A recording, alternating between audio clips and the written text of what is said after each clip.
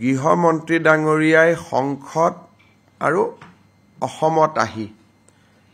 কেইটামান বিষয়ৰ ওপৰত তেওঁ গুৰুত্ব সহকাৰে কৈছে যে এটা এভিকশন চলি থাকিব তাৰ মানে অসম চৰকাৰে চলোৱা উচ্ছেদ অভিযানত ভাৰত চৰকাৰৰ সম্পূৰ্ণ সমৰ্থন আছে বহু সময়ত অসমত এটা কথা ওলোৱা হয় যেটো হিমন্ত বিশ্ব শৰ্মাই কৰি আছে